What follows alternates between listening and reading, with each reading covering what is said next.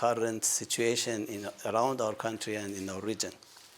As you know, in the early hours of June 13th, last Friday, the world witnessed a military aggression that blatantly violated all principles and norms of international law. This attack was directed against densely populated cities, residential areas, civilians and civilian infrastructure, including energy facilities and even peaceful nuclear installation in the Islamic Republic of Iran. A country, Iran, which is a party of the Non-Proliferation Treaty and under full supervision of the International Atomic Energy Agency, IAEA. Unfortunately, as you know, dozens of civilians, including innocent women and children, have lost their lives as the result of the Israeli regime's brutal attacks. You know, the Israelis sometimes are saying that they have targeted Iranian military officers and military officials. But the military officials, they were not in battlefield. They were in their home, sleeping in the midnight. And they have been killed together with some of them with their families, with the wives and their kids. They have been martyred. But they are saying that we killed the military officials, but they were not in battlefields and military situation. These acts continues a clear violation of international humanitarian law and amount to war crimes. The Israeli regime continues to deliberately target civilians and civilian infrastructure while blatantly disregarding its legal obligation under international law. Such behavior is regrettably not surprising from a regime and its Western allies who have for years consistently targeted civilians in Palestine and Gaza. And they are expanding it to West Bank, which already has been started, and to other neighboring countries too. The hypocrisy of a regime that is not a party to any international treaties, banning weapons of mass destruction, including the NPT, refuse to accept IAEA inspections, possesses nuclear weapons, and openly threatens other nations with their use. You know, their facilities already, they have started nuclear facilities and technologies. They made nuclear bombs. Somebody are saying maybe around 200 or 400 nuclear warheads they have. And nobody is asking and nobody is questioning them. And if any time any resolution in the UN Security Council is raised against this regime, illegitimate regime, unfortunately is vetoed by some specific figures, as everybody knows about that. Iran remains firmly committed to defending its sovereignty, its people, and its national security through all available defensive means. As long as the Israeli regime's illegal and aggressive actions against Iran continue, the country will exercise its legitimate right to respond resolutely. We call on all responsible and peace-loving members of the international community not to remain indifferent to the unlawful and terrorist acts of the Israeli regime and to take immediate collective action to hold the regime and its supporters accountable. Thank you so much. This was my short speeches that I already prepared. New chargé d'affaires of the Uganda Ministry of Foreign Affairs in Iran, we have coordinated and they are coming back. They are coming back to Uganda. They were totally last night in the borders with Iran and Turkey, with Turkey. And they are now, I think, past the border and coming with the most probably with Turkish air to Uganda. Regarding the second question, it was better if you could ask me one by one. But anyway, regarding the Al-Mustafa, let me tell you this. You know, Al-Mustafa is totally under supervision of the Ministry of Education of Uganda. It is an college, registered in Uganda, and is giving very, very good services to Ugandan students, and is not at all related to any type of the, military or this type of accusations against this education organization. Therefore, if there is any question, and you can easily go to visit Al-Mustafa. Anytime you want to go, or anybody that likes to visit Al-Mustafa, we can arrange it, and you can pay a visit to that, to that educational organization, which is under full supervision of the Ugandan government and is giving very, very good services to Ugandan students in different fields. It is not only social sciences and religious sciences, but mostly related to technology, to engineering, to computer, to electronics, and they are also have some vocational training services, trainings for the students, at least four subjects they have. Regarding the Iran and Israel relation before 1979, it was totally before Islamic Revolution in Iran. And after Islamic Revolution in Iran, we withdraw from introducing the Israel as a country. Okay?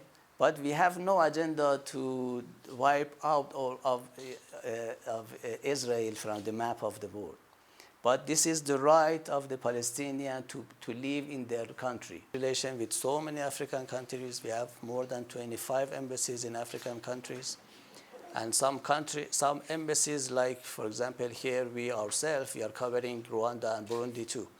Therefore, we have political relation with around all African countries except some 2-3 countries maybe.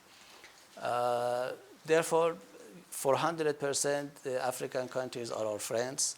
And one of the main foreign policy of the Islamic Republic of Iran is the expansion of the relation between Iran and Africa, especially in political and economic fields. And we would like to expand our relation in all of these areas with African countries. Requesting for any type of mediation, but a strongly condemnation of the Israeli attacks against our country is 100% requested from the African countries, especially, and I think all of them are members of the UN. Some of them are the member of the OIC, Organization of Islamic Cooperation. Therefore, this is the somehow responsibility and obligation for them to strongly condemn the act of aggression and the attacks of the Israelis against our country. Do not recognize Israel as a country. But we are not asking them to disconnect their relations. This is because of the political and economic relation they have. But they should know that Palestinians also have the right of life in their own territories. We know that some African countries, or maybe all of them, their policy is a two-state solution regarding Israel and Palestine. This is somehow in benefit of the Palestinians too, but even the Israelis do not accept even this position. It means they are not at all agree with the Palestinians to establish their country. Looking at the positions, but we are looking at the acts. The acts are important. And we have told the US and other countries if they join the Israelis in its attack, and if they don't prevent the Israelis from attacking us, there will be big harm for them.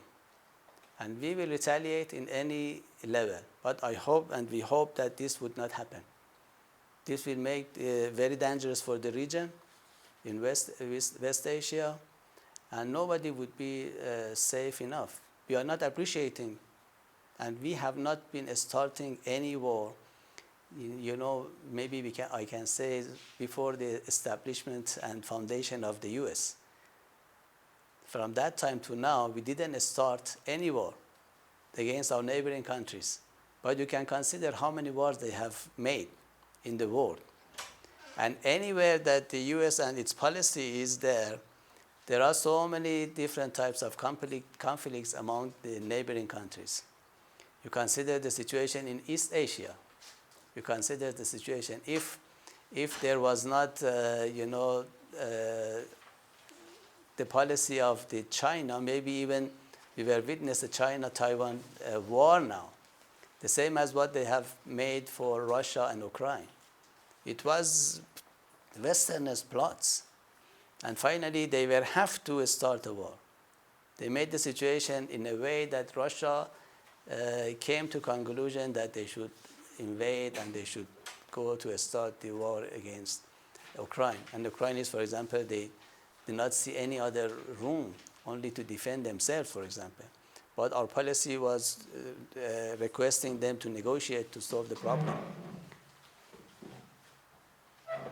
Therefore, I hope they will not join the Israelis, but from other side to help and to come to conclusion to stop the aggressions of the Israelis against our country. Israelis should accept or not. The Israeli is not any side that accept our conditions or not. This is the responsibility of the other countries, those countries who believe that they are superpowers, which we do not believe, of course, and the international organizations. This is the responsibility of them to stop the Zionist regime. It's what they are doing. And this is very important because the location of the war is very important and sensitive for all of the countries. It will have its implications to all of the world. It's not related only to Iran and the countries in the region. We are not initiating any war. We didn't initiate any war. We didn't start any war. We do not appreciate any war, not only against our own country, but even among the other countries, especially in our region, because we know that its implication is making influence on the other countries around the world. Therefore, our policy is making the problems solved among the countries through negotiation. And this is why that we are negotiating even with the US. It's not necessary for us to negotiate regarding our nuclear activities with US because there is a technical organization that its name is agency, IAEA. We have solved we are cooperating with them to solve any questions, to reply any questions regarding the peaceful nature of the nuclear activity of our country. But from other side, for lifting the sanctions, because the main, plan of the sanctions are made by US. And US is the main part that is implanting, I can say, implanting the sanctions against our country, economic sanctions against our country. Therefore, we negotiate with them for lifting the sanctions from other side. Okay? Please keep it in mind that we didn't start for long term any war against any neighboring countries. We are initiating peace and security and solving the problems among the countries through the peaceful means and facilities and negotiations.